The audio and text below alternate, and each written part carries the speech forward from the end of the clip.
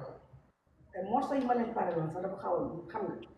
gars yi da ngeen bëgg ñëw ci jeu bi ñu ngi ñëw. gars yi fay gars yi dañu fay lamp. heure bi jotee rek fay nañ. ñoom dañu xam heure. tubaab yi 23h pile da koy tëj. li may wax mooy damay woo gars yi ne leen li fa nar a xew bu ñu tardé moom du baax. na ñëpp génn. 16h. na ñëpp teel a génn sañse. xale yu jigéen ñi def leen ba mu baax. xale yu góor yi sañse leen bu leen ko jigéen ñi yóbbu. damaa bëgg ngeen teel koo pare ndax man balance bi rek fi ma nar a tële.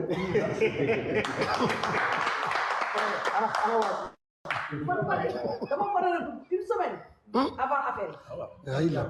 incha allahu rabbi yàlla na ci yàlla bàyyi. loolu fa la Adama mi ngi leen di nuyu yéen. dama ni xale yi teel leen pare de li du yomb de.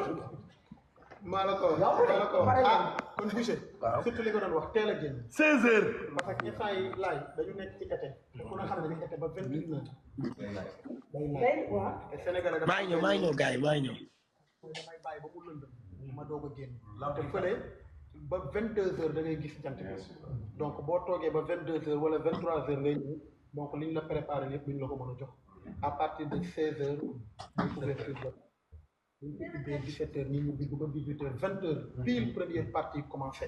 mooy sama frère yi nga xam ne pépinière bu ndaw bi war a dem ñoom ñëpp def seen première partie. bu ñu demee ba 21h pile 21h30 Sidi Diop yéeg nga xam ne on aura le maximum de temps pour déggal sénégalais yi fa nekk. kon gars yi le rendez-vous est pris ce 29 juin. monsieur Keita. waaw yow noo koy wàccee. man Viviane lay àndal. may nañ la loolu. man Viviane lay àndal. may nañ la loolu. kon yow di nga teel a dem parce que moom kii man ñun buñ tabaskee ba su. fa la ñuy reesalee ndawal li laa la maa ngi moom xamante ne hôtel ba nu mu tudd hôtel bu am kii waaw nag ak a baax. nit bu baax.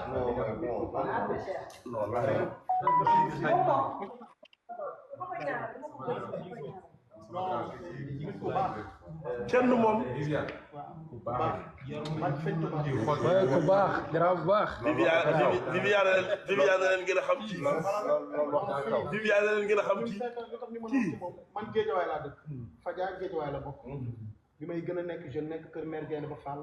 dama daan ñëw sax studio peut-être li may yor du dëgër noonu mu ne ko grand lii laa yor. barke Alpha mu ne mais fii dama fi dóor ma dem dugg ci salle bu mag ma ñëw ne ko la lii laa yor mais studio bu ma neex bu ko neexee mu ne ma fay ma temps.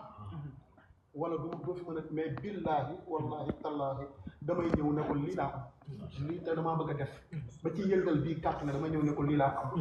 à l'époque mi ngi nekk 2019 ñu nekk ci Covid. ba lamb ji ngay yàq ba lamb ji ngay yàq. da ngay yàq lamb. su toogee fii il faut que ñu bamtu kàddu yi parce que nit ku baax la. et puis même boo nekkee aussi un musicien fexe nga tam ba dëkk bi kenn déggu la ci lu ñàkk fayda.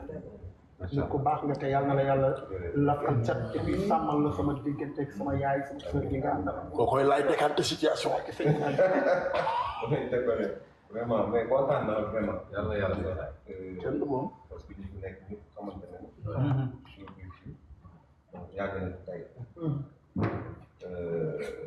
li xew tey vraiment ndamu Sénégal. parce que bu ñu demee ba toog ay artistes yi toog. di tuddante ay bés. dafa nekk rëy. parce que ñun suñu combat yëpp ci musique loolu la. bu ne artiste yi ñoo ma jàpp parce que fii laa bëgg ñëwee donc bu ñu demee ba toll ci moment bii di am fii ndam la ci ñun ndam la ci man particulièrement parce que si di gaañ yu bëri. xam nga tey ba toll fii toog a yàlla xam nga bu nekk naanaan bi mag waaye xamante ni benn ci am sax xel ñaar xam nga suñu xeex loolu la suñu liggéey ci loolu la.